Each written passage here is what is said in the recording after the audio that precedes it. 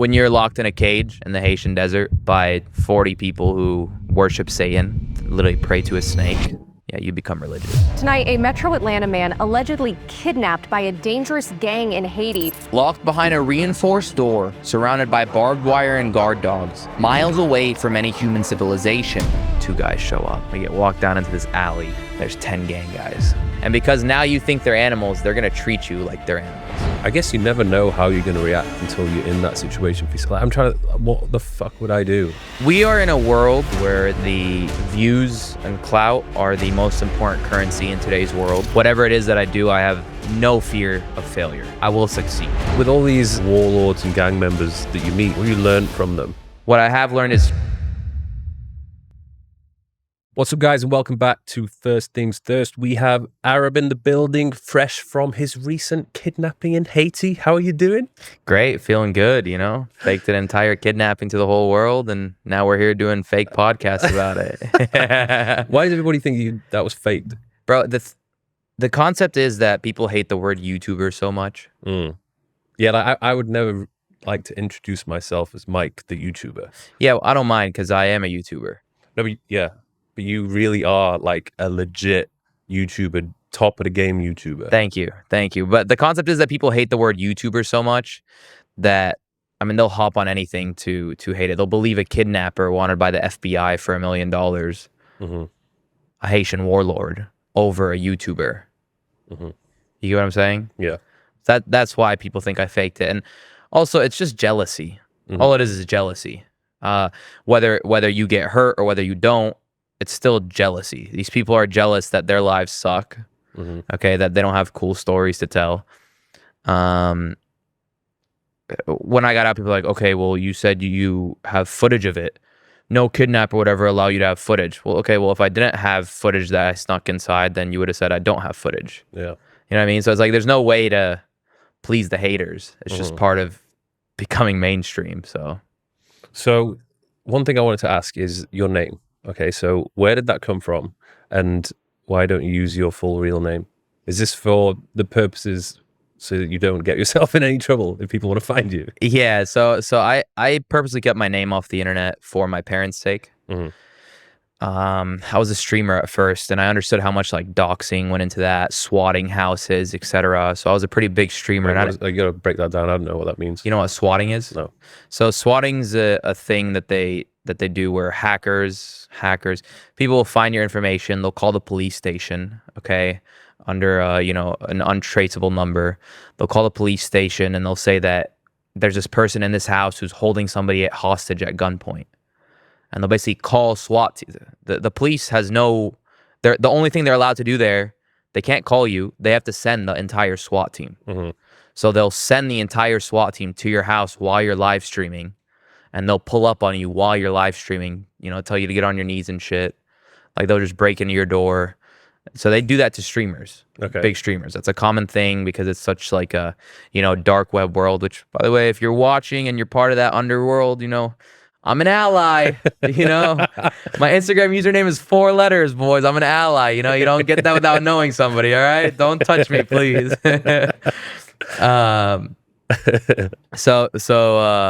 Yeah, there's a lot of those, you know, people that grew up in the dark web and the internet that do that, swatting. So for me, I didn't want my fame to affect my parents. My parents don't understand the internet like I do, right? So, you know, if one day SWAT team shows up to my parents' house while I'm streaming, well, like, that's not ideal. It's not ideal. You know what I mean? Like, I warned them. I gave them that conversation at one point. My mom was like, what does that mean? Why would anyone ever show up? Yeah. You know, like the first thing that's going to go through my parents' head is like, is my son a drug dealer? Yeah. You know what I mean? So I kept my name off the internet for that purpose. I didn't really care about me, but I understand how easily accessible information is online when you do have someone's info. So tried to avoid as much as possible. And I did a pretty good job for 8 years. I mean, at the size of I was, there's no other YouTuber whose info is not public. Yeah. You know, at least showing their face. You know, there's faceless channels, sure, but there's no other YouTuber who shows their face that's name was not public except for me. And then now, obviously, I got kidnapped, so my name went public. So let's not mention it here to make things worse. Yeah. So you started off streaming. When was this? Back in 2018, or was it before that? Yeah, maybe it's like 2017, I think I started streaming. And then like 2018, early 2018, Fortnite started becoming popular. Was this like the main thing you were doing, or was there anything else you were doing? Yeah, so I mean, bro, I just always wanted to be a YouTuber. Yeah. My dream as a child, 100K plaque, 100,000 YouTube subscribers. So like, I started making videos of all sorts. Started with interviews on the street, simple like pranks on campus. Yeah, I've gone all the way back. You feel like you've kind of tried every different type of genre. Yeah. Well, there's videos you won't see. They're private. Yeah. Why'd you take them off? It's embarrassing. Actually, a lot of them I deleted back when I had first started. And when I shifted into gaming, I deleted them, and I regret it. I wish I had privated them because that's part of my journey. It's a big move to delete a video. I don't think I've ever deleted one. I've hidden them. I've never deleted them. I don't delete anymore. Yeah. I don't delete videos because I consider it part of the journey. But I made that mistake. I deleted a big portion of my early videos back in the day because I was kind of embarrassed of them. Like, I'm doing like commentary videos now, and I'm making fun of the things that I used to do. So I had deleted them, and I regret it. I used to do these little pranks on campus. For example, like holding the door for somebody that's really far away, and then like they would start running towards you because they're like, oh shit, someone's holding the door for me, right? So like from here to your door, I would hold the door and look at them, and they would like start running, and as soon as they get close, I'm like, this, I just slam the door in like anger, and walk away, and they would be so confused, like. So just like simple pranks like that, picking up chicks sometimes, just so many different things, and then gaming. 2018 streaming became or Fortnite became a big thing. So were you making money off that back then? Oh yeah, I made a good bit of money off of Fortnite. I could have made way more if I charged people for a course. I was the #1 Fortnite coach in the world. In the entire world, I was the #1 Fortnite coach. So gaming went pretty well. I created a series that changed the way competitive Fortnite was played. Even the top of the top pros would watch my series so they could learn. And yeah, eventually built out Fortnite, and at some point gaming started dying, and I noticed numbers going down all around competitively, etc. This was right after the end of COVID. That's like the worst feeling ever when you're putting out videos and you're just getting less and less views. You're like, what the fuck am I supposed to do now? It's like you have to reinvent yourself, but like that's what I did. What? Oh. I reinvented myself. So I saw the views going down. I started experimenting with travel content, etc. Some vlogs. They were doing all right. And then eventually I said, fuck it, I'm going all in. I absolutely hated playing Fortnite. Like that game, I went from being able to play 18 hours a day to not even being able to play it for an hour. So it was time for a change. So I took all the money that I had saved up. I disappeared off the internet for 3 weeks, blacked out everything. And when was this? 2024, 2022, 2021, end of 2021, November 2021, October 2021. And then I started live streaming my life. So I grabbed a streaming backpack. Nobody really was IRL streaming at that time because the world was still pretty closed. So, I was going through all the hula hoops to travel. And just started traveling the world solo, camera on my shoulder, recording 18 hours a day out in the city, speaking to people, doing whatever crazy shit you could do, reinvesting everything, bro. I would like hand $100 bills to homeless kids, a kid crying in the middle of the street, $100, shut the fuck up, and he would stop crying. Just like these viral clips. I was hunting clips. And this was long form or short form? I was streaming, but the short form would go viral. Okay. So I would clip the exciting moments from the stream. But I had like 1,000 to 2,000 viewers while live streaming that. And this is all using the GoPro? Yeah, a little camera that I use, that white camera that he's got in his hand. It's my bad boy. And yeah, I got so good with that camera. That's why I use that now. Can you grab that camera? Can I show them? Let's have a look at it. A lot of people want to. This is exclusive. Is that the same thing that like Bald and Bankrupt uses? Yeah, and they don't show anybody. They don't show anybody this camera. I don't mind showing people because, if you use this, you're not going to be as good with it as I am. So God, that's like almost, it's like similar size to a GoPro, but different proportion. It's like, for those people who can't see this, it's just like narrow, thin. And you know how wide this bad boy is? How wide? You're in it right now. No way. You're in it right now. It's like maximum fisheye. Yeah. Yeah. So it's nuts. So like when I'm in the hoods, They don't know. Like if they say don't film this shit, I see it on the videos. But I'm like, still getting it with the corner, you're right? asking permission to film when you're already filming. Exactly. Thank you, bro. No way. What's it called? Some Sony XF 3000 or so. It's not on the market anymore. Really? Yeah, it's completely off the market. You can only get it by resale. What the hell are you gonna do if that breaks? I have another one, Okay. and then I have somebody who's got hundreds of them. So, But okay, so if you didn't have access to that, what would you be using? I haven't thought of probably a GoPro. Yeah. Probably a GoPro. Luke Belmar just bought me the new Osmo, so Yeah. I'm gonna test that out a little bit too, see how that works. I'm so good with this. You know what I mean? You know when you know your camera, Yeah. so it's hard to shift off of it. Yeah. Well, I But mean, that is what all the other travel YouTubers use. Yeah, they keep it secret. They try to hide it. okay. They're afraid that like their sauce. You can't take my sauce. So Yeah, but it's there's from my experience, like there's so much more to it. You can't just Exactly. have a piece of equipment and then be an amazing YouTuber. Exactly. That's Like- why I'm not worried about showing people it. You have this, because when I'm watching your videos, I feel like I'm literally there with you. Like you're filming every moment. You're like, Thank you. You're really good at narrating, and I think one thing that's very good is you just have this ability to. You will speak to anyone, like literally anyone. You'll just start conversation, and you make them feel like quite relaxed and chilled. Yeah, so actually part of especially the dangerous videos, part of the dangerous videos is when you see somebody and they notice you and they look dangerous, you've got to attack them first. Mm-hmm. Attack meaning speak to them. Because you have to break down their aggressive barrier right away. So that way they don't have time to think of something bad to do to you. Yeah. Right? Whereas other YouTubers who are doing, danger videos, walking through these streets, they kind of just like walk by somebody yelling at them.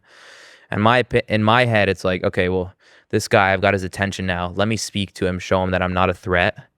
Maybe slide him some cash. Bang, climb the ranks. Mm-hmm. This guy is a local.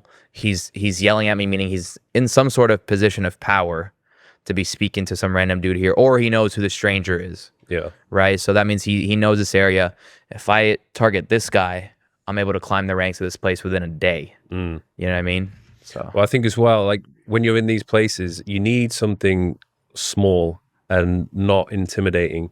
Because I'm just trying to imagine if you're in those places and you've got one of those big DSLR cameras with a big microphone on top of it, like that thing, even when I'm out and about with that, everybody just looks. yeah. It's like, what are you filming for? Everybody looks, and you're saying in a civilized place. Yeah. Imagine the uncivilized places, right? Everyone's going to look for sure, and they're going to change who they are. Yeah.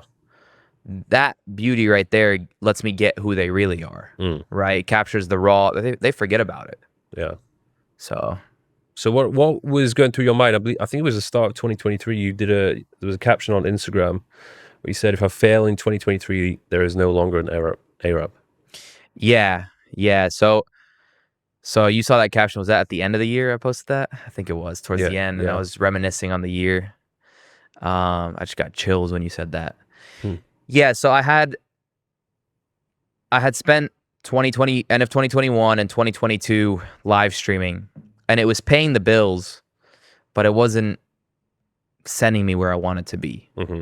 It wasn't sending me to global virality, to having enough influence to make a change. Like, yeah, I had my community, my Twitter clips would go viral, but it wasn't like it was like people like to watch me do cool shit, but after they watch it, they're done. There's no investment. I wanted to be big on YouTube. And at that point, my YouTube wasn't growing. It was just the stream growing, TikTok growing. The YouTube's not growing at all, right? I'm still stuck at 240K since I quit gaming. I think even in 2022, I lost subscribers. And so beginning of 2023 or end of 2022, I said in my head, okay, this is not taking me to my goals. It's time to... I considered that year an experimental year. I knew when I quit gaming, it's going to take me 12 to 18 months to figure it out. So it's not like I was worried, but I had spent those 12 months already. Yeah. Now it's time to make that change. So I realized what happened is I made one video in Turkey where I basically documented these replica market guys in Turkey, the bazaar, and I did a documentary on them, and that video kind of blew up too. Yes, that's nearly on a mil now, isn't it? That's when I was looking back, that's one of the videos that really stuck out? Like all of a sudden. It was Yeah, like, but it's funny because that video didn't blow up right away. okay. That video actually flopped off the bat. It flopped, and then after I got good at the hood videos, I changed the title to that video, and it blew up. What was the original title? Inside Turkey's hidden replica markets or something, and then I added like one Turkey Holiday 2023. I added 1 billion to the title, Yeah. and it went crazy. But I basically sat down with myself. I was sitting in Stockholm, Sweden. I sat down with myself and I said, you know, I'm lost. I made a video saying I'm lost, and it was like, you know, I want more. I know I can have more. So there's going to be a change over these next few months. And I saw this opening in the market. I saw these YouTubers that go to travel YouTubers that go to dangerous places, but they don't really go in to the dangerous places. They walk through the street, you know, and they're also not funny. They don't know how to be charismatic with these people as well as I do. They're also not YouTubers. They're travelers. I'm a YouTuber. Okay. I go to YouTube events. I understand how to title things. I understand, not that I think I'm the GOAT or anything, you know, but I understand the game of YouTube. I have the connections to be able to ask people for this. I know how to play the YouTube algorithm game. If I come in here, I take their content, I do it better than them, better in the sense that deeper than them, right? Like they're walking through Colombia's most dangerous hood. I'm going to meet the fucking gang leader. Okay. Yeah. They're going and they're chatting with these people. I'm going to, you know, get these people to laugh with me, you know, while they're wearing masks and holding guns. And then I'm going to take some crazy risks to make this happen. Well, anyways, so I come up with all that and I go, I'm going to storytell it too. I feel like there's a missing aspect here. Their footage is it's raw. It's what they film. It's raw. If I storytell this, I mean, I can make some insane YouTube videos. And then, so it began. I started by figuring out what's the most dangerous hood in the world. Cape Flats, South Africa. All right, let's go to South Africa. So I flew to South Africa and I went and explored the Cape Flats of South Africa. It was a bit weak. Is that Makoko? No, that's Nigeria. Okay. So I went to South Africa, went to the Cape Flats, which is like these metal shacks, etc. I didn't go to the most intense one, but just the taste. You pussy. Just the taste. At the time, I was a pussy. Now I go in, no problem, right? Yeah. But at the time, I was a pussy. I didn't realize how like scary it actually could be. People started a fight when we were there because we were filming and they wanted to hurt us. So we got out. But I did that. Then I went to Africa's largest slum, Kibra in Kenya, you know, and then I bought a wife in Africa, okay, for 5 cows. Yes. And then That's a classic title. That. yeah, that's a great title. That's one of my favorite videos. And that one a lot of people got mad about. Yeah, right, especially the short. Buying an African wife for 6 cows. Yeah, yeah. So 6 cows is what they wanted. Yeah, brought them down to 5. I could have brought them down lower. We went to 25 when you found out she was a virgin. Yeah. You watched it. Yeah. So that video is actually funny because I was gonna title it "Buying a Black Wife for 6 Cows." That would have not got down well. And my peers, I was gonna go straight for. I was like, people are already gonna be mad at this. Yeah. You know, this white man is what they call me in Africa. This white man coming in and thinking, you know, he can disrespect the culture, but it's not disrespect. That family really appreciated those cows that I bought them. You know, it was a blessing to them. It's only the people online that write these hate comments that think that. Well, everybody seemed pretty happy in the end. Yeah. Like nobody was. Exactly. I try to leave a good mark where I go. You know, I try not to burn the bridges. Yeah. And everybody was happy. She still calls me.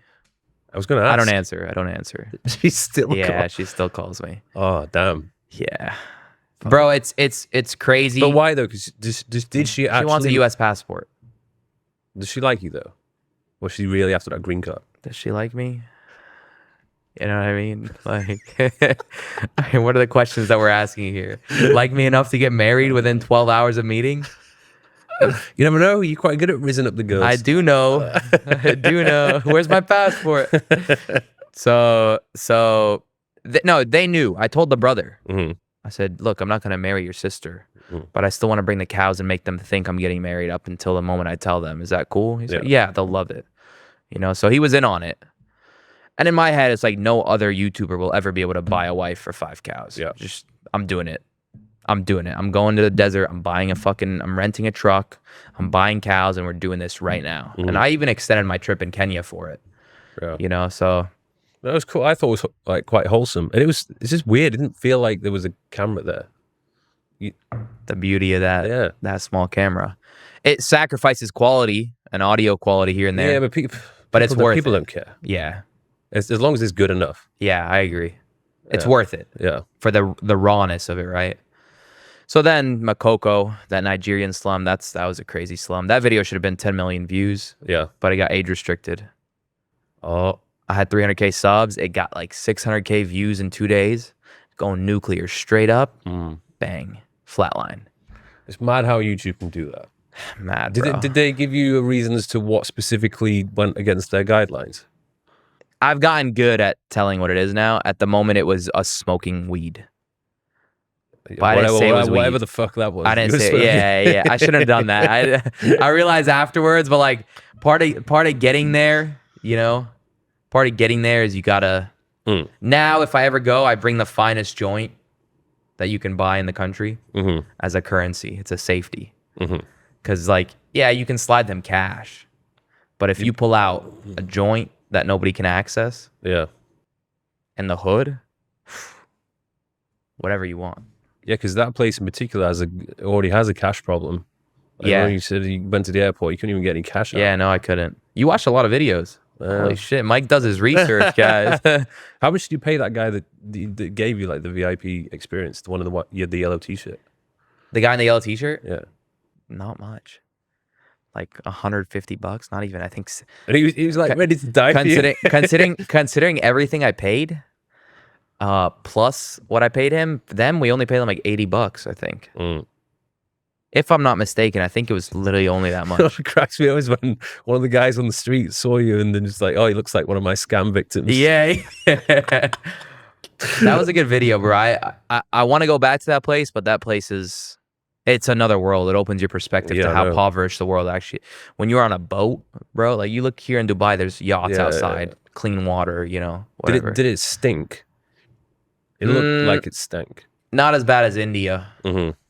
Yeah, I've got a different definition of stink after going to India. That place is another world, bro.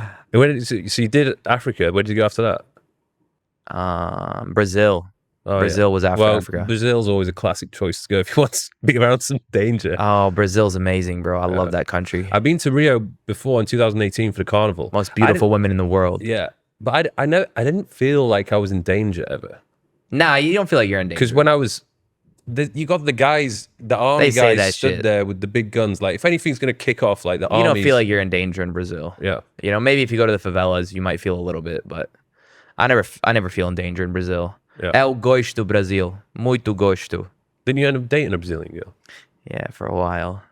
Yeah, after I got kidnapped, I made a promise to God that I would get rid of her. To get rid of her? Yeah. The temptation's still there, you know? She replies here and there. Is she in I want to reply. I want to reply so bad, you know? Come, I'm in Dubai. But I can't. Is she in Brazil? No. Yeah.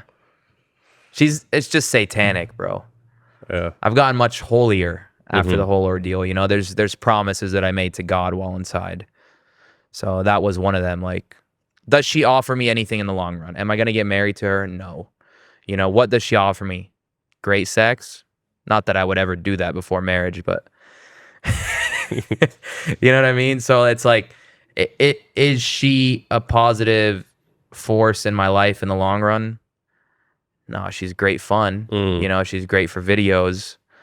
And I honestly would go as far to say that I love her as a person, as a human. You know, I would do a lot for her, but, you know, got to get rid of her. Yeah. Got to move on to think of my future, my family. That's you've got a lot of adventures in front of you, no doubt. Exactly, yeah. So yeah, temptation's there, but when you reword temptation as like Satan is speaking to me right now, are you religious at all?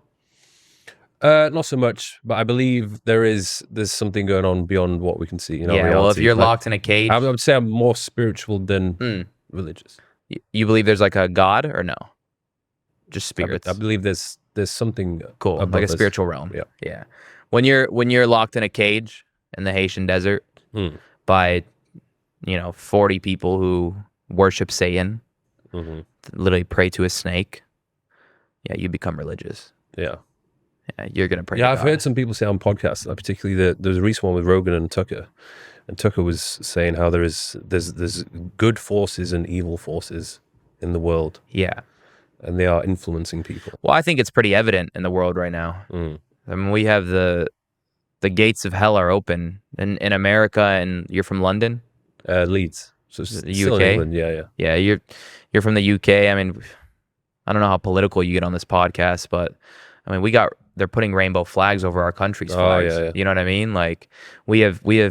It's okay to chop kids' dicks off, but they're not allowed to drink alcohol. Yeah. Well, how does that make sense?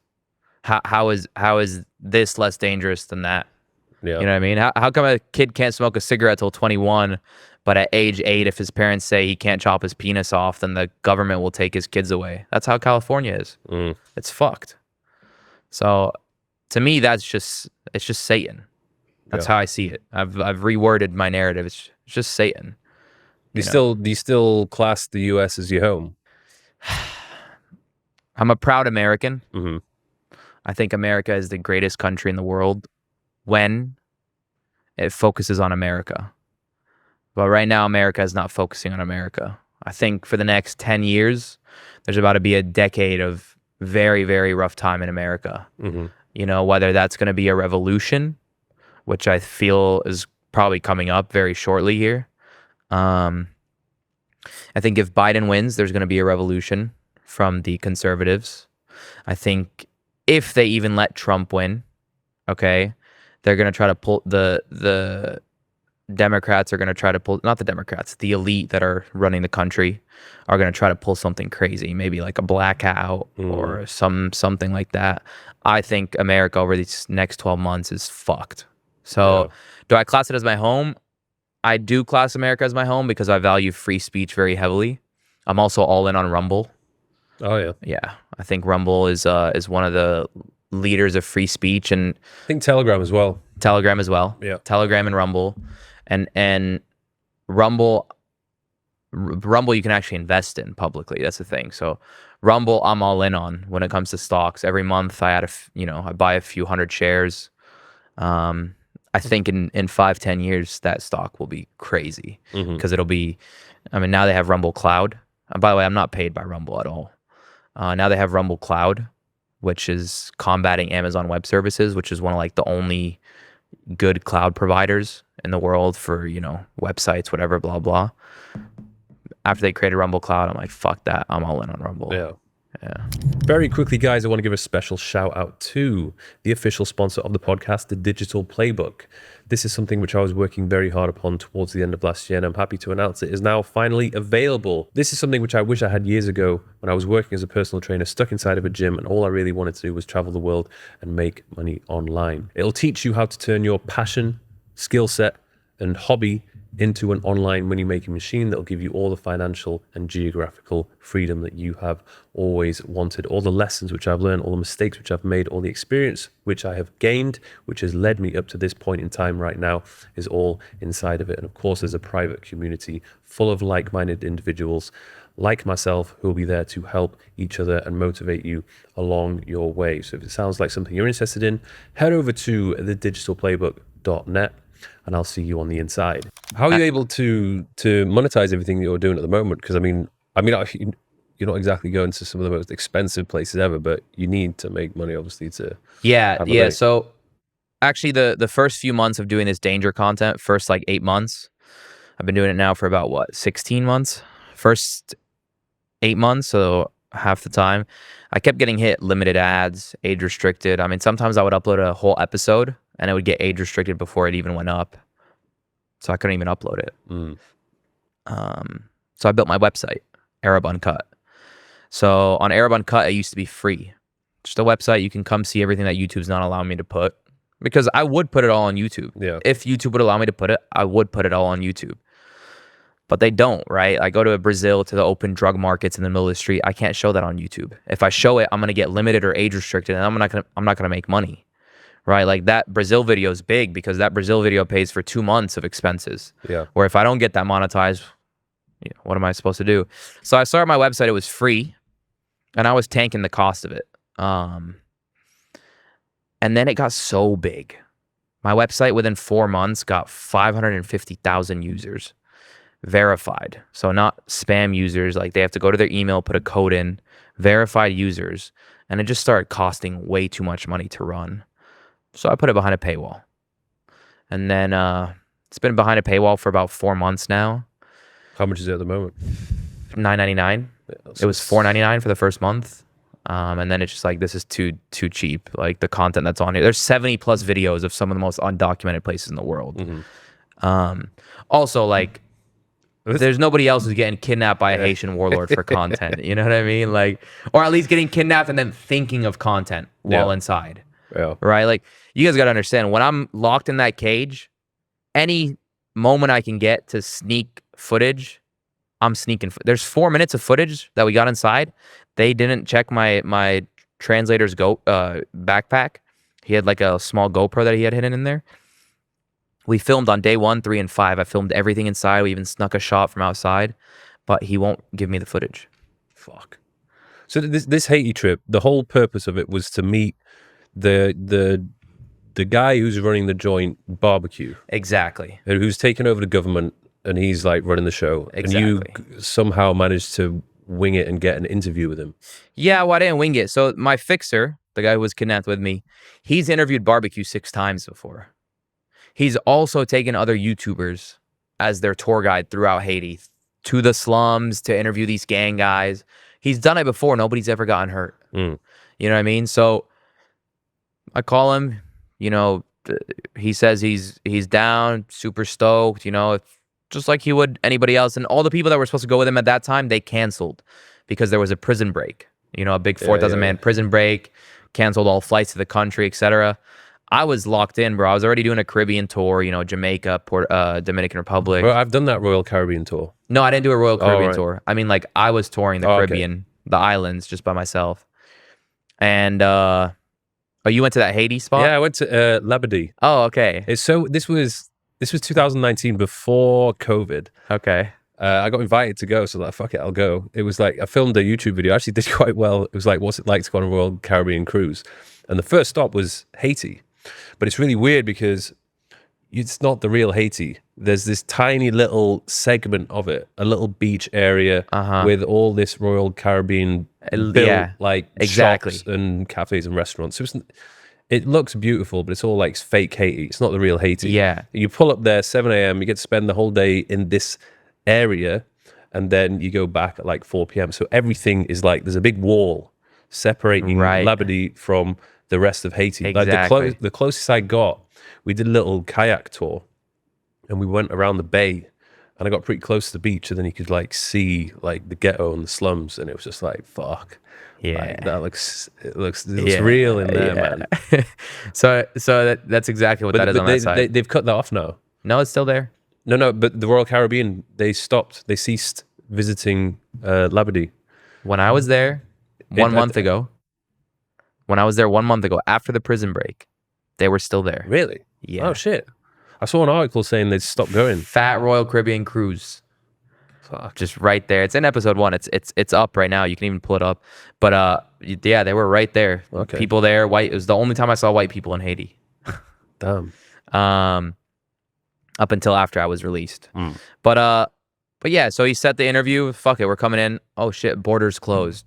Do you know someone that can get me in? Yeah, I got you. Don't worry. Someone gets me into the border, you know. And in my head, like, we're good, bro. This guy's interviewed him 6 times. There's no way anyone's touching us. This is the warlord of warlords. We have approval. We're good. Corrupt police set us up. Bang. All of a sudden, we're kidnapped. So fuck. What was going through your head? Like the worst of the worst moments when you were in a cage? Time to cook. You know, time to cook, bro. Like as You're soon, praying. yeah, You're you becoming pray, more and more religious with each day. You pray a lot for sure. Glory be to God. You know, I made a promise to God that I would push His message a lot more if He got me out of there untouched, or if He got me out of there in general. But you pray a lot. I mean, you got nothing else to do, right? I pray a lot more now too. I pray a few times a day. You know, I pray before I sleep. I get on my knees and pray once a day at least. You know, I read the Bible once a day. Whether it be one page, whether it be 5, just depends. But I guess you never know how you're going to react until you're in that situation. Like, I'm trying to, what the fuck would I do? you have to not show fear. That's first of all.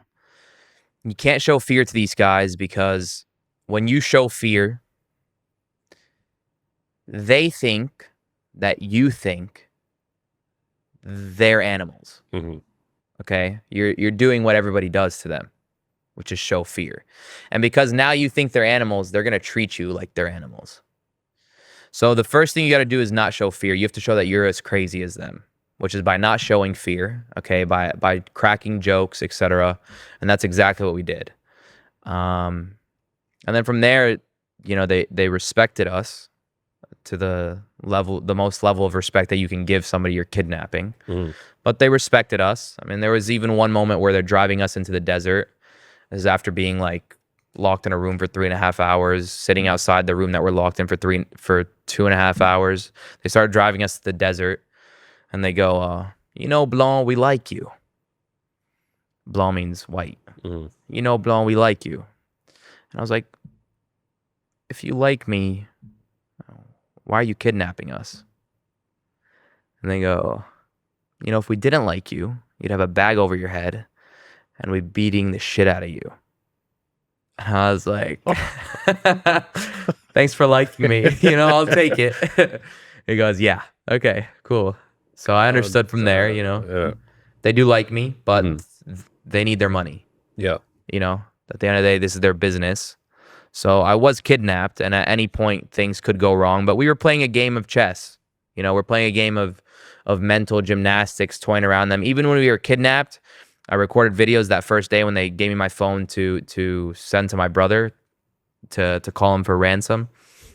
Like, they let me record some videos. You make the call that you need to make. It's like back to vlogging. Yeah, no. Before I made the call, they gave me the phone, and they're like, what do you do? Do you like cigarettes? So I was like, nah, I don't really smoke other than cigars. Like, we have cigars, so they bring me cigars. You know, they have beer. They bring me beer. I'm drinking all of it. I'm drinking beer. I'm smoking the cigar. Everything they give you, you better participate in. Yeah, because it'd be an insult if you said exactly, no. Yeah. Exactly. So you get that. Yeah. Other people don't. Oh, look at him. They've given me some crack. You know what I mean? Like, no crack. There's a limit. Like, they offered us women while we were in there. They said, do you want women? I was like, no, thanks. You know, I'm good. Like, didn't fancy any unprotected sex with some Haitian women. With some Haitian women in the slums, you know? And yeah, so but there's a video, you'll see it in episode 2 too as well. The narrative, I shifted the narrative on them. So it's like, even when I was recording the video, when I was calling my brother about being kidnapped, I was like, hey, listen, I'm not kidnapped. I'm a guest in their very expensive hotel. And they laugh at that. They like it, you know, because the word kidnapping, it's a negative word even to kidnappers. Yeah. You know what I mean? It's a negative word. They know they're kidnapping me, but I never would say the word kidnap to them. You know, we are guests in your house. Okay, yeah, you're guests in our house. So but the scenario is a kidnapping, you know what I mean? Like, it's just about rewording the narrative so they don't hurt us. Yeah. So, and they appreciate that because that also builds on the fact, like, okay, when he gets out of here, he's going to speak well of us. Yeah. You know, which does matter to them. The guy who kidnapped me is the most clouded of the warlords other than Barbecue. Barbecue's most clouded because he does international interviews and he's the one who overthrew the country, but they're actually all a bit jealous that he did that. So the one that I have, he's got a TikTok account. Most of them have TikTok accounts, and mine pulls the most views. And that actually played a role in us being unharmed. Like, you know, he wanted to portray a good image of himself. The whole time he was promising, I'll let you, you know, film afterwards. You can film the prison we broke out. You can film us doing the voodoo. Didn't let me do any of it, but, you know. But to TikTok are allowing this, what would you call him? he's not a warlord, is he? Drug lord, whatever he is. I'd like to call him a warlord. I Warlord, mean, okay. he's got a massive gang of 400 gangsters. But they're allowing him to kidnap he has people an all the time. account, and they're allowed to just Yeah, they don't know who he is. I mean, it's like, what are they gonna do? yeah. What's TikTok gonna do? He's not posting guns. What is he talking about? The thing is, when you post guns, TikTok sees it. Yeah. So even the warlord has to follow terms of service, right? Money, the gang together in masks. Is he trying to spread a message? No, it's just him bragging. He's flexing. Yeah, flexing. Like he'll go to like a hood and he'll throw $100 worth of cash on everyone and film it. Look how good I am. Like at one point, the translator who was doing the negotiations with us, he came up to us. He goes, "Look, the king is not greedy, man. Look at this." And he shows me a video, and it's like him giving $100 of cash to like 500 people surrounding him. You know what I mean? And in my head, I'm like, this is nothing. Like, he's like, but see, he gives back to the people. Like, some of them, they legit think they're humanitarians. Like that guy, the Mexican guy, the Sicario guy. When you interviewed him, he was saying how he literally thinks he's a humanitarian. And this guy, he's killing people almost every single day. But this guy's also a soldier. Yeah. You know what I mean? Like, even my opinion changed on those guys when I was with them. That hitman, that Mexican cartel hitman that I interviewed which by the way, you can watch all this. Everybody, that is, like, I was locked in that interview. That is a tense interview. Yeah. You got his arm around him, like you're risen up a Latino or something. Yeah. Did you look back and think, wow, was I sat like that? No, it's a tactic I use. Okay. It's part of breaking down the barrier. If I chill to show that you're comfortable. Yeah, exactly. To show that I'm comfortable. Good eye. But yeah, you can watch all that. It's all on YouTube. It's all on my YouTube. There's even the extended cuts on ArabUncut. You did a series, and then that was like the final episode of the series, wasn't it? Exactly. Yeah. Because the whole concept is they weren't going to take me to him unless they felt I was trustworthy. Mm-hmm. And so, why do they agree to it? Like, what do they want the viewers to see? What do you mean? Why did they? So what's in it for them? There's always some sort of exchange occurring. Okay, yeah. Not that I would like to get into details of which, but for me, I actually saw a reel of an ex-hitman that had become a Muslim recently. Mm-hmm. And so in my head, I'm like, okay, well, if there's anybody that will ever take me here safely, it's this moment right now. I think God put it on my timeline. Mm-hmm. Like this is a freshly converted Muslim who used to be part of this life. Let's hit him up. Let's see if he's down to go. I'll cover everything. And, whatever exchange has to be made, we can exchange. And then he'll introduce me. And so that's what happened. Bro, people in Leeds that are probably big in crime. Oh, yeah. You know what I mean? That's your hometown. I know people in Lebanon that know people that are big in crime. I met the most wanted drug lord in the Middle East, in Lebanon. Mm-hmm. I met literally the most wanted drug lord in the Middle East. I sat in the same room with him. Shout out to Noor. Thanks for the hospitality. Don't. No, he was a nice guy. No, he was. But everybody knows people in those areas. So if you just find the right people, it's their people. That's how this whole thing works. It's really not some sort of crazy equation. Mm-hmm. You just go to that city, you find people that are from the hood, they take you. Mm-hmm. That's my equation. I'll give it out because I'm not really planning on doing much more hood stuff. Do they show you? Do you show them who you are? Like, oh, these are the videos. This is what I do. If I need to, yeah. Depends on the situation. But it doesn't really matter. Like, that's not going to. No, it does. Okay. It saved me in Brazil. Okay. In Brazil and Sao Paulo, I went to the most dangerous hood in Sao Paulo. This video is removed. It's removed. It's removed off YouTube. It was one of my best videos. It's removed off YouTube because the gang, when the other Brazil video went viral, nuclear. When the Rio Brazil video went nuclear, that went to like 12 million views. Their videos started picking up heavy too. They DM'd us and basically threatened my translator to remove it. Oh, In a nice way. yeah. In a nice way. It never got to that point. But, you know, we made sure. He was like, yeah, they're serious. I was like, you sure they're serious? He goes, yeah, trust me, they're serious. So we removed it, but it's on my website. Because what? There was something in We that shouldn't video. have been filming that favela. You might get permission from these guys in this area of the favela. You might get permission from these guys, but when the big boss speaks, you know, you listen. Yeah. So what happened is we had gone into Sao Paulo's most dangerous favela. We picked the most dangerous one, and we just started walking through it with a camera. I don't hide when I'm in a place. I make myself well known. You know, I'm not here. I'm not a spy. Okay, I'm just this idiot foreigner YouTuber. I got a camera. I'm chatting. We're like 5-10 minutes into walking in. We've chatted with this one girl here who owns a little alcohol shop. And then now we're chatting with a grandma a bit further down. And I look back and I see this girl that we had just previously chatted with texting somebody. But she's looking at me, dead in the eye. And I'm staring straight back at her. 15 seconds, 20 seconds, okay? And she's typing. And I look at Gus, my translator. He's also an MMA fighter. He's the only one who had the balls to do this with me. I wasn't going to do it solo. I don't speak the language. I go, Gus, someone's coming to get us. This is all on camera. Okay. I go, Gus, someone's coming to get us. He goes, no, man, I told you, be low key. Like, we're fine. Just chill, man. Chill. Low key. Just relax. I'm like, no, Gus, someone's coming to get us. 20 seconds go by. 2 guys show up. Okay. She had texted them. Foreigners are here. You don't, in Brazil, they're all, Yeah. you know, turn your camera off, come with us. That's on camera too. We turn it off. We get walked down into this alley. Okay. 2-3 minutes. We walk down into an alley. There's 10 gang guys. Okay. And this whole time, Gus is not translating for me anymore.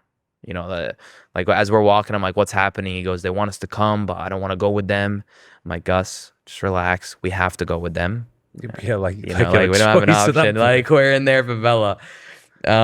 So we end up in this alley, and like a minute or so goes by, and Gus is still not translating. He's speaking to the leader of that area. He's like, what are you guys doing here? Gus is speaking. I can tell the leader's getting angrier. He's not translating for you because he's just not like, translating. He's full survival mode now. He's a fighter. He's an MMA fighter. So in his head, he's not a talker. I'm a talker. Yeah. Eventually, I hear this guy getting angry. I go, Gus, just fucking translate for me, please. And he goes, okay. What do you want to say? I'm like, tell this guy I'm a YouTuber. I travel to some of the most dangerous places in the world. And I show that the people that are in there are not as bad as the media makes them out to be. You know, I want to drink a beer with him. I want to show whatever culture that they want to show us. That's the kind of things I do. So he translates it, and the leader goes, show me. So I whip out my Instagram. I go, show him a weed farm, okay, in South Africa that I filmed. And he goes, wow, you know, they've never seen a weed farm like that. Yeah. Like, and he goes, what else you got? So, you know, I show him the Nigeria slum one, Makoko. He's like, holy shit. He's like, okay, well, delete what you have. Like, you guys are good, but delete what you have. I was like, Gus, can you tell him that we can't delete what we have? Because we just filmed Cracolandia right before we came here. Cracolandia is Brazil's, it's like a street of zombies. Yeah. It's straight crackheads, okay, meth addicts, completely blocked off from the public. They have their own section where they guard it, okay, and some of them, you know, crawl out and beg for money. So we filmed it all. The ones begging for money on the outside. Gus also snuck in between all of them because he looks more like a crackhead than I do.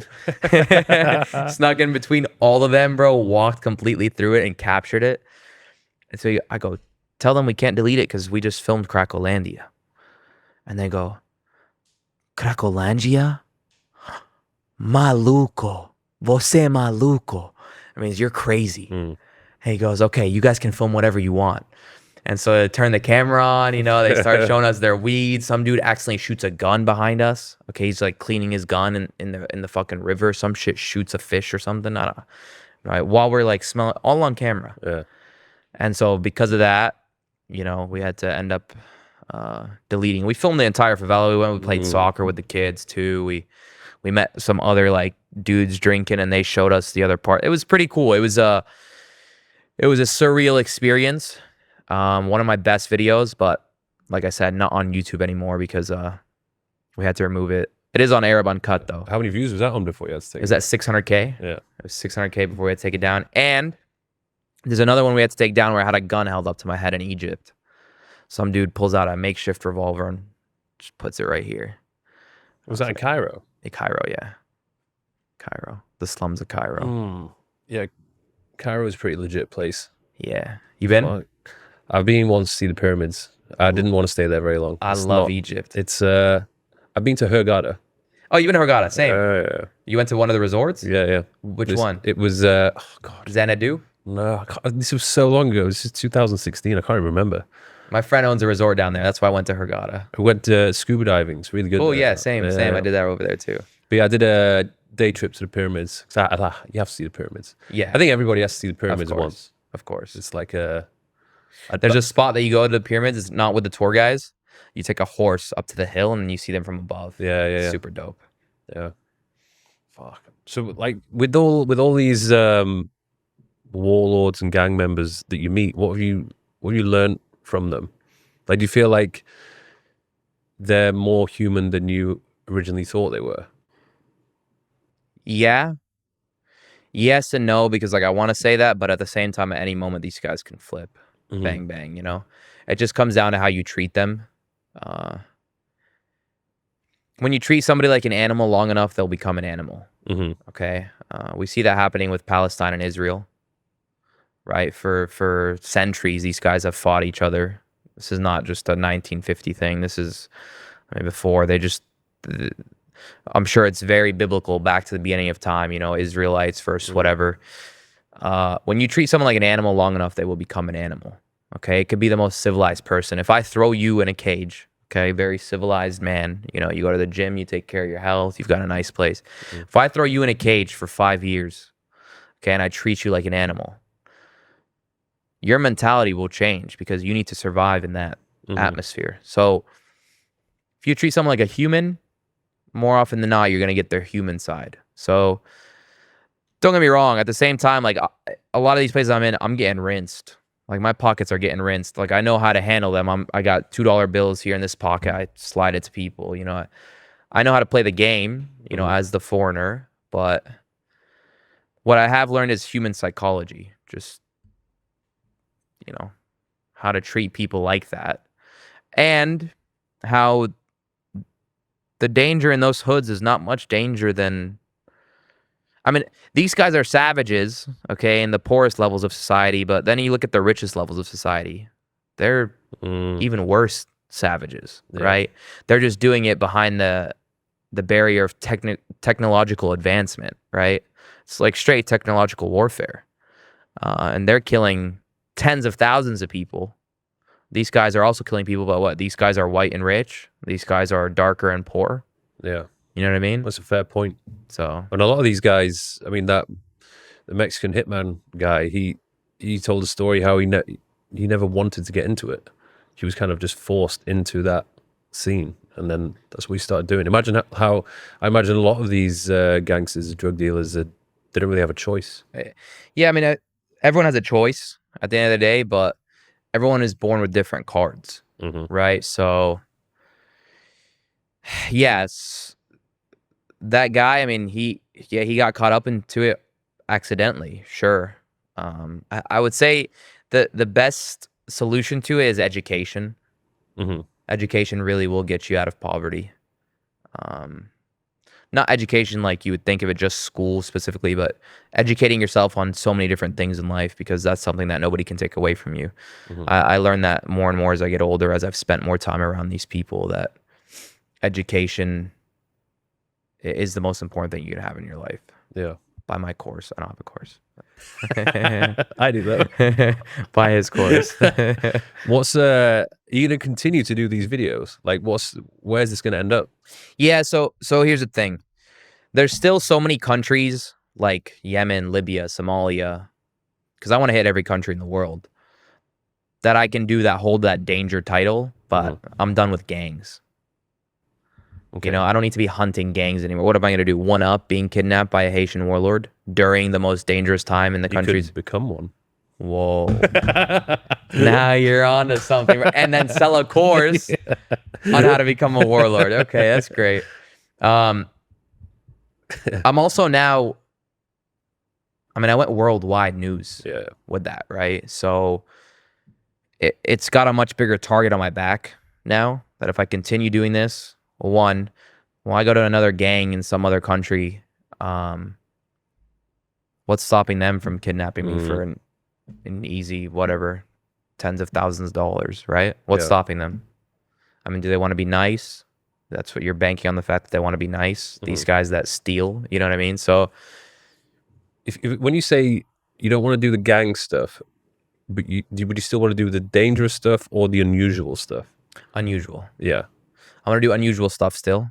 Unique experiences, travel to places that most people can't, do things that most people don't. Because there's a lot of like unusual religions and like rituals. There's so much to the world, bro. Yeah. There's so much to the world. It doesn't need to be gang. Yeah. I've done enough gang. I've done, you know, Brazilian...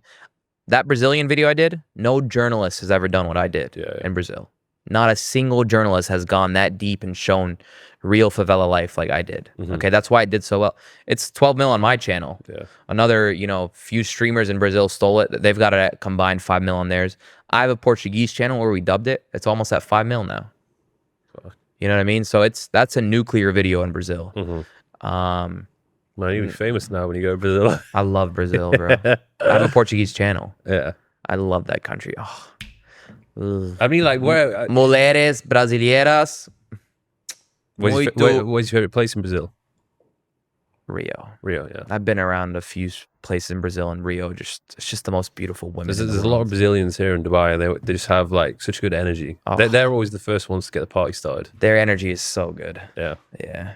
I miss her.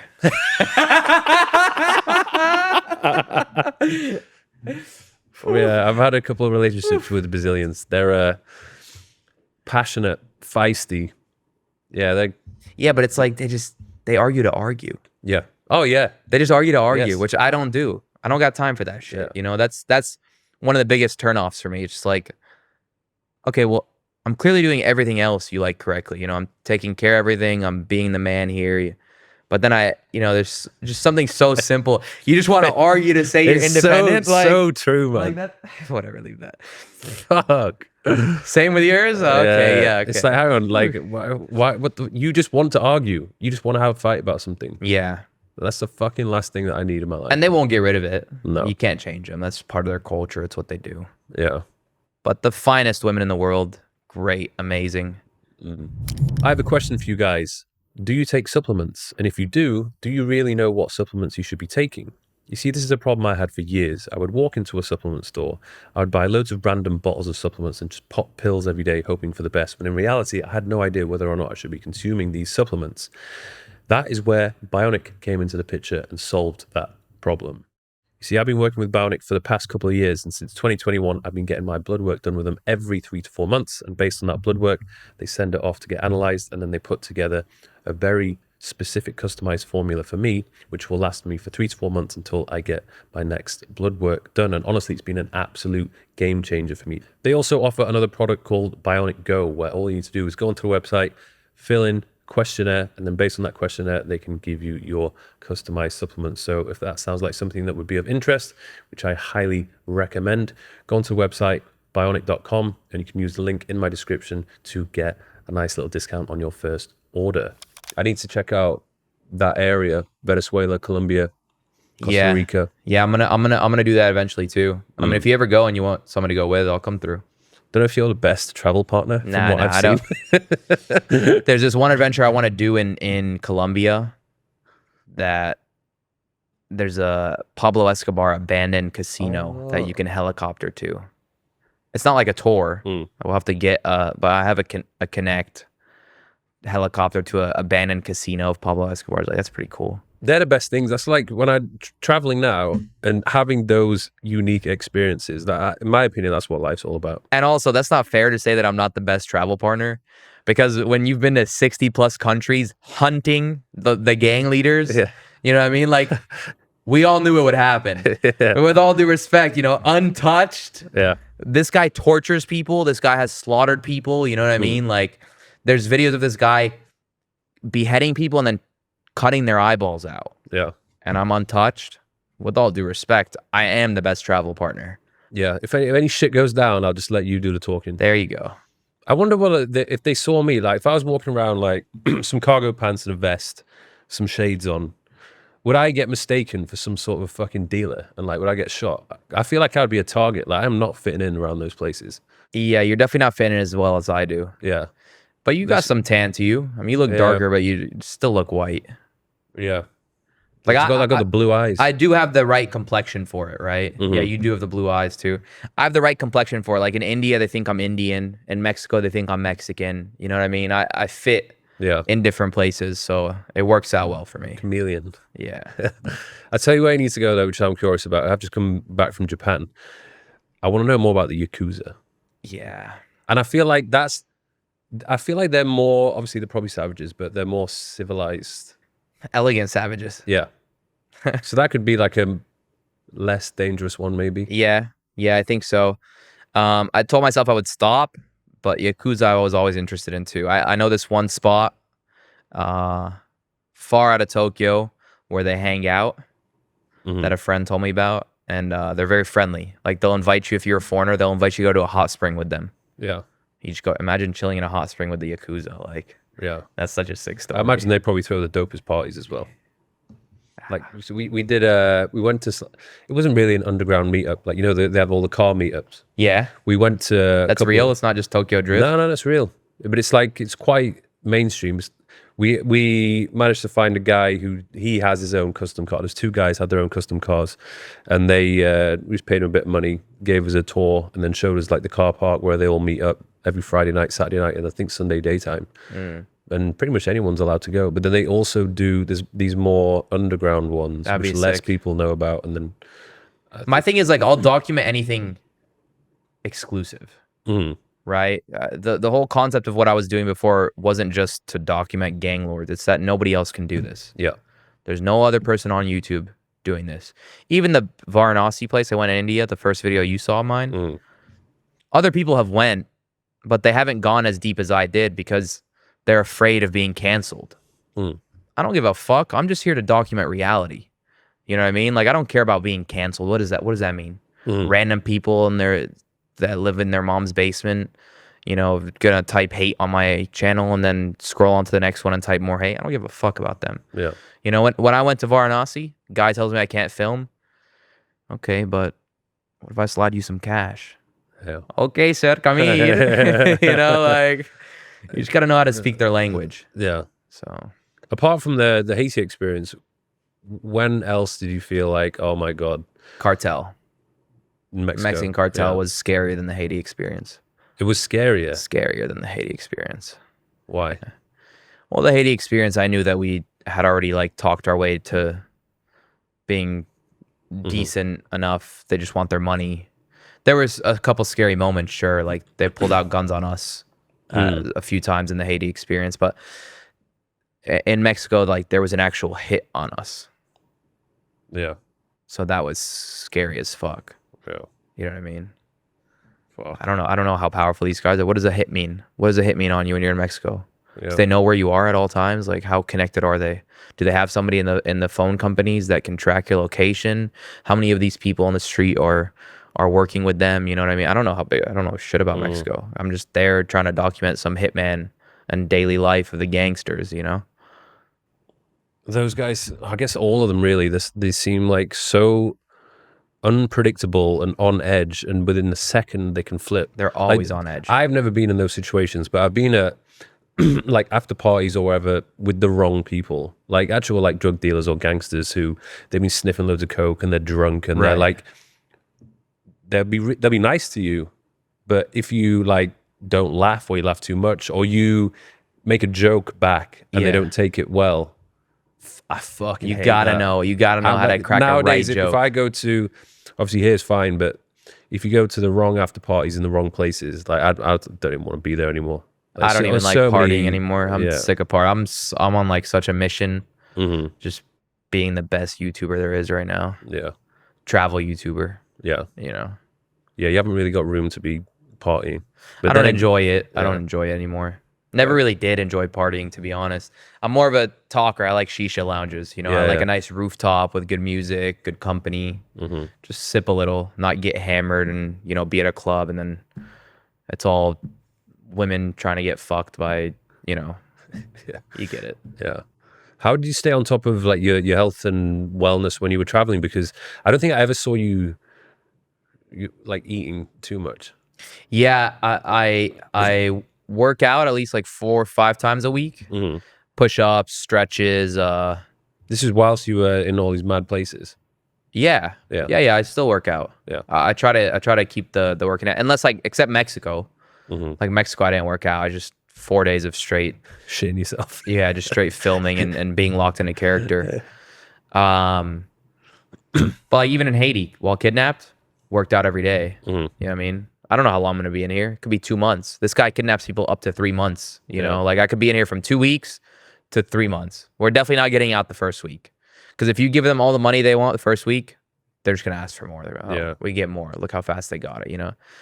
So I knew we were gonna be in there for at least 2 weeks, maybe 3 months. I'm gonna work out every day. So every day, 400 push-ups. You know, we requested a dumbbell. When we had they gave us a dumbbell, 25-pound dumbbell. So I was doing curl. My arms got huge while in there, right? Not much else to do, is there? Pair that with lack of food. Yeah. You know what I mean? So. The old prison workout. Yeah, it was cool. I lost 15 pounds.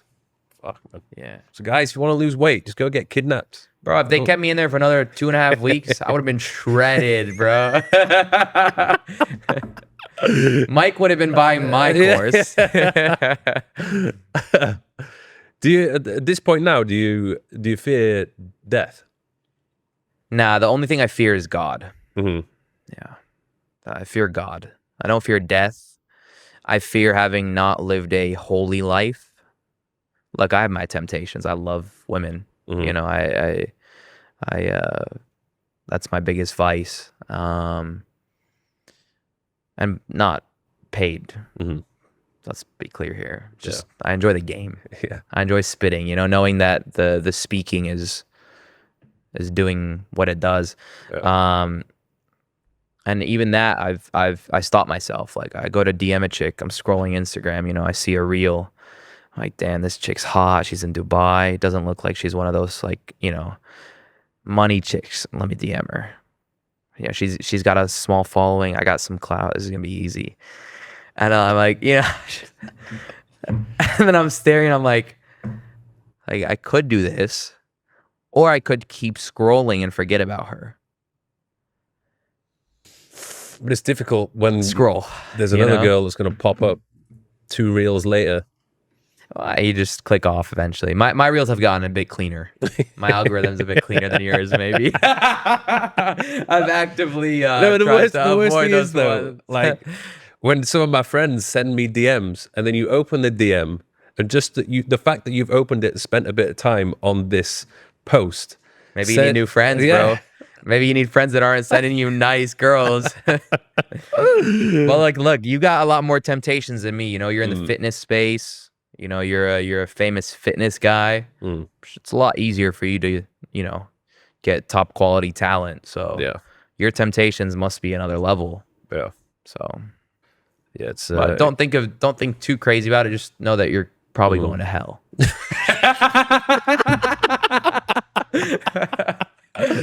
God damn it! What you said you now have a responsibility to spread a message. What is the message? Yeah, so we are in a world, okay, where the attention economy is so important. The views and clout are the most important currency in today's world. And most big influencers are actually promoting straight degeneracy. They're promoting OnlyFans girls. They're promoting gambling. They're promoting parties on the basis of acceptance. But we can accept people who have these issues and not promote them, right?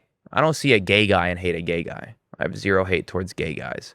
But that doesn't mean that we should be promoting chopping children's penises off. You know, yeah, let's go. I'm an ally. Rainbow flag. Woo. I was a gamer, bro.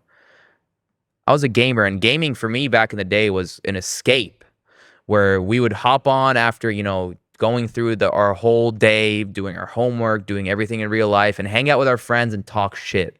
We would let it all out, okay? Hop on, say whatever the fuck I want to the boys, let it all out, bang, next day onto the real world again. Eventually, it became a place where the industries in gaming, and maybe it's only because I've seen, you can't even shit talk anymore. In Warzone, if you shit talk, you're getting voice muted. Brother, I am not playing Call of Duty, which replicates warfare, to sit here and be like, oh my God, like, Nice. let's go paint our nails tomorrow. You know, that's not what I'm getting on to rip every slur in the fucking book with my boys, you know, while we slaughter some people in Warzone. Like, why is that a woke game now? Why is that pandering to, you can't even talk shit? When I shit on you in Warzone, I'm gonna talk shit. Yeah, we're in fucking Middle East right now, bombing each other. You know what I mean? I'm gonna talk shit. That whole space changed, and it's become very, very green hair, blue hair. Okay, so I saw that in gaming too. It's very promoting straight degeneracy under the term of acceptance. You see it with all the big streamers, XQC, Aiden Ross, okay? All these big streamers, they promote straight degeneracy. And granted, I have nothing against these guys, right? But I think with my platform, okay, I want to go down the Sneeko route. You know Sneeko? Yeah, he's on the podcast. Good friend of mine. You know, he does a good job at pushing the Muslim message. You know, he tanks his viewers to push giving back to charity, to push becoming more moral of a human. And I'm not a Muslim. You know, there's things that I disagree with in that religion. I'm a Christian. But I think at the end of the day, he's promoting the message of God. You know, and I want to promote the message of God. And don't get me wrong, I'm not perfect. There will be so many mistakes that I will make. You know, there will be so many mistakes that I might deliberately make. But that doesn't mean that I can't help push that message in a world where we're surrounded by, you know, straight satanic influence. I mean, even Hollywood. What's all Hollywood? We're at the point now where it's 2024. There's enough conspiracies out. We all know Hollywood actors and Hollywood elites are all pedophiles, right? They go to islands, they fuck children. You know, that way you can't say, even politicians, they're forced to, you see the new stuff that came out about Bernie Sanders? One of his victims came out and said, you know, 30 years ago, he was forced to rape her. He was forced to rape him. He doesn't blame him because he knew he was forced to. The victim doesn't blame Bernie Sanders because he knew he was forced to, because they said if you don't have sex with him, we'll kill your entire family. Fuck. They do that, bro. Come on, like, these guys run the world. There's nothing they won't do for money. Like, let's be honest here. You know, like I said, there's savages of all kinds of the world. So I think I have the duty to promote a good message. Well, I mean, hopefully now there's more of it's getting exposed. Like all that the Diddy situation. There you That's go, all right? coming out Diddy now. equation. Even the rappers, they all have videos of them having gay sex with each other. Yeah. You know what I mean? Like, Fucking fucked, man. but like, we can't talk about it because Yeah. it's too sensitive. Well, You know what I mean? So, and this whole concept of promoting acceptance of everything, there's got to be a certain level where you say no. You know, you say no. yeah. You have to be able to set your standards. Being fat is not good. You know, being fat is not good. And yeah, I'm not Mike, right? I'm not shredded. I don't have a six pack, but I can still promote the message of not being fat. Yeah. You know what I mean? People will comment, "Oh, says the guy who's fat." You know, like, so there's so much wrong with the world, and it's like when you speak about God, even if you're a atheist, let's say, or you believe in spiritual, you know, spiritual beings, you can still understand that religion promotes very good values for the most part. You know, there's faults with everything, right? There's faults with every government. There's faults with every country, but religion in general promotes pretty good values. Yeah, there's issues here and there's issues there. But, look at the 10 Commandments, for example. Don't kill, don't steal, don't cheat on your wife, all these things. But it's better to promote, no, religion hates gay people. Let's chop our penises off. That's acceptance. In no world do I see that as good. Yeah. That's why I really like Dubai, man. I like coming here and none of that degeneracy is allowed in public. Sure, do whatever you want in private. But when I'm walking on the street, I don't got to see that shit. Yeah. I'm here to eat good food, enjoy a nice, clean country with good people around. So and it's like a misconception that if you're gay, you're going to get like decapitated. Yeah. That's not the case. Western propaganda. I don't think they could care less. They don't care. Just do what you're going to do in your own house. Exactly. Do it in private. Exactly. Nobody wants to see it. Just don't come walking down the streets waving a flag. Don't gay in public. Like, dressing up as a woman. You can be with your homie. You can be with your boyfriend, but you don't got to be kissing him in public. Yeah.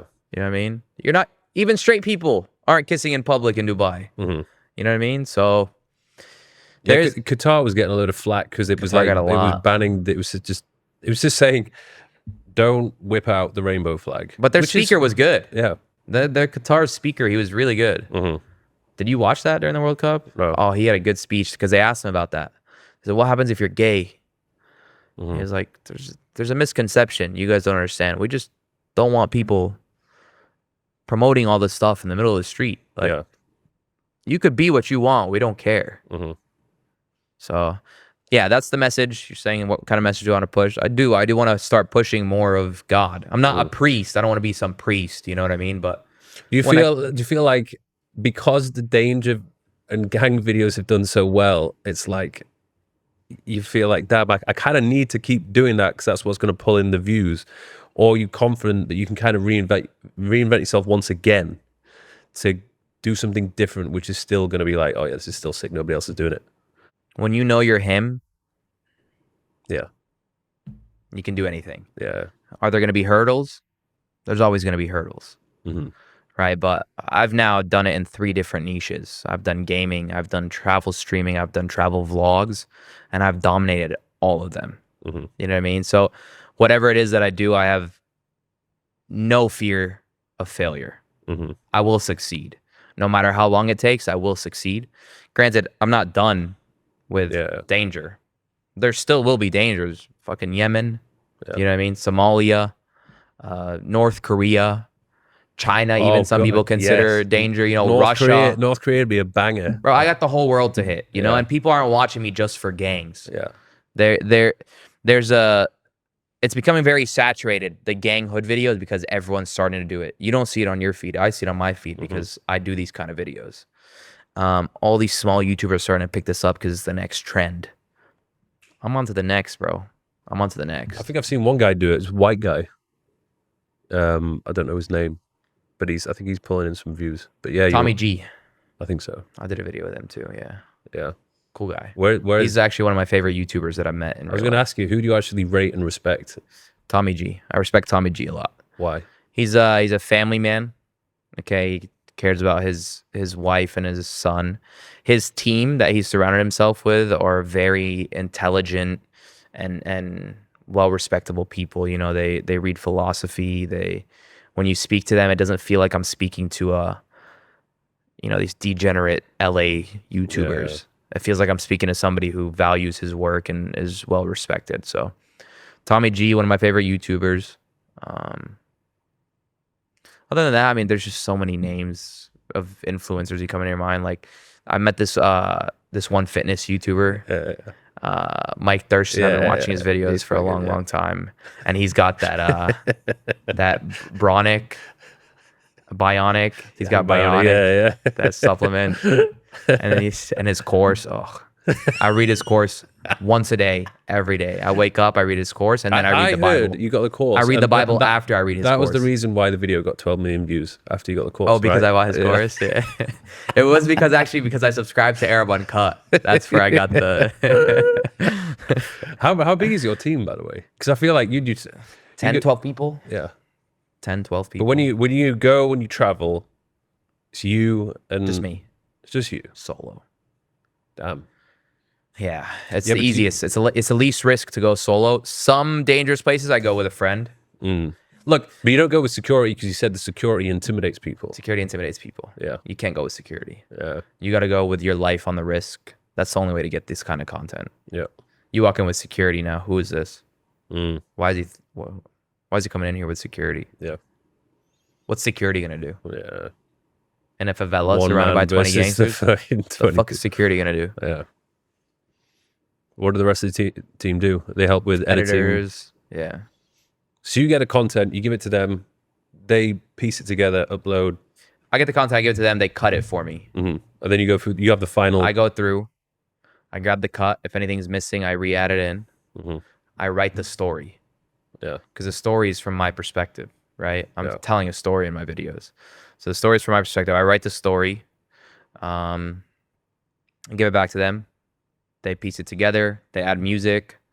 If it's a big video, like Haiti, my editor's gotten real good at adding the music that I need him to add. But example for the big series like Haiti, for example, I take a much closer look at it. So you would want Haitian style music? No, No, more like dramatic. I put the music that fits the vibe of what I was feeling. Okay, So that's the beauty of the video. The video is what happened. give me an example of that. Well, so- for example, when a hit got put on us by the cartel, It's like shit, like, I got adrenaline rushing through my bones right now. You know what I mean? Yeah. Like that's the same music that you're gonna feel. Yeah, music can have a big impact on the feel of the video. Big. Yeah. Damn, interesting. Well, I wish you all the best. I can't wait to see the rest of the videos. Well- how many more Haiti videos are coming out? 3 more. Yeah. There's only been one that's come out. There's 3 more. There's 2 negotiation videos, and then there's one where I got kidnapped again after being released. I got legally kidnapped Okay. by these Haitian scammers trying to extort me. Yeah. I missed my flight to evac out of the U.S. And when we had gone in the helicopter to the north, I got pinned in the corner by 20 Haitians trying to extort me, and then I got arrested for 18 hours until my brother was able to find a connect that needed a favor from the judge. You know, that had a favor with the judge, and then Why were they arresting you? they were trying to extort me for money, Yeah. bro. There's just these Haitians trying to extort me for money. Eventually, like my flight's about to leave. Like the only way you're getting out is if you pay what this guy wants. I'm like, okay, what does he want? 2K? I'm like, okay, sure, 2K, done. Yeah. He goes, okay, wait, never mind. That was too easy. 4.5K. I'm like, all right, done. I just want to get the fuck out. I've been kidnapped for 17 days. Nah, I said it too easy. 4.5K, 6K, 10K, and he just kept going up. So it's like, he was just trying to scam me. I was legally kidnapped again. I literally got kidnapped twice in Haiti What was it like when you went back to the States? You get you got your phone confiscated at the border. for 6 days. Yeah, they took my phones. They said you can either unlock them and get them back sooner, or you cannot unlock them and get them back later. What do they want to know? Fucking probably downloaded everything on my phones. If you want to say something to the FBI, just here, speak to them. Loads of nudes from Brazilian girls. Let's say some trigger words. Let's say some trigger words. Like FBI, terrorism, Bomb. bomb. Hello. 9/11. Hey, are you guys here? Are you listening now? Yeah, I mean, if you guys want to start paying us like a consulting fee, you know, there's other places I could go in the world, maybe. I'm in Dubai You wanna now. say You anything, can't catch me. No, I'll be back. I'll be back home soon, please. I'm not doing anything stupid. But if you do interrogate me next time, I'll take like a nice Five Guys burger with diced onions and ketchup. Yeah, and a sweet tea. A sweet tea sounds good. Man, But that's real. Yeah. By the way, yeah, that's for sure. everyone's listening. Yeah, they're listening. Yeah. Yeah, I always, if I send messages, I always think, yeah, someone's probably going to be reading this. So if anything needs to be said, Bro, they throw you in a fucking corner in a room, no cameras. You're not allowed a lawyer when you travel internationally into the US. You're not allowed a lawyer. They throw you into the corner, 3 guys sitting around you, acting like it's just a random selection. Brother, I have been randomly selected over 40 times in my life, okay? I know how a random selection goes. Yeah. They take you in a room, they search your bags pretty calmly. They don't put 3 guys to you, okay? Each one in the corner of the fucking room asking you questions. You know, you're literally sitting in a corner like a cuck. There's no cameras. And they tell you asking you what? They tell you you literally can't do anything. They literally tell you have no rights right now. Yeah. You know, I said, tell me I can't have a lawyer and I'll unlock my phone for you. And they go, and they kept dodging the question like 20 times. And eventually I'm like, listen, I just need you to verbally say can one of you turn off my alarm by chance? I just need you to verbally say, you cannot have a lawyer, and I will unlock my phone for you. Yeah. And they go, you are not allowed to have a lawyer. I was like, all right. There we go. God damn. Damn it, man. Well, it's been an absolute pleasure. I know you've got a dinner to go to. I'm looking forward to all the future videos which you release. And actually, I need to go back and watch the ones that I've still not watched. There's a lot of videos. A lot. And for anybody who has not seen those videos before, you need to start watching. If you were to say to people, this is the video you should watch first, what would it be? I would watch the Haiti trailer. Yeah. The trailer we made for Haiti. And if that intrigues you, because that's only 2 minutes long, then you can go watch the other videos. But you're going to watch that trailer. I'm going to warn you. You're going to watch that trailer and you're going to think every word in that trailer is bullshit. Yeah. That's how intense of a story it actually is. But the location that I show in the trailer is the exact shack we were locked in. Okay? Like I show exact location. It's literally that. And every single piece of that story is 100% real. Yeah. And you just done a recent interview with your brother where you go into full detail about what happened. So check but that that's out. 3 hours. Yeah. They don't got time for 3 hours, let's be honest. I don't know how long this has been. How long is this? 1:30. It's good. It's good amount of time. It's a nice podcast. If people want to find you, just search for Arab. I haven't decided which one I'm going to go for. Arab. Yeah, just both ways it's racist. Yeah. Yeah, check them out. Instagram, YouTube, everything else. Absolute pleasure. Thank you very much. Cheers.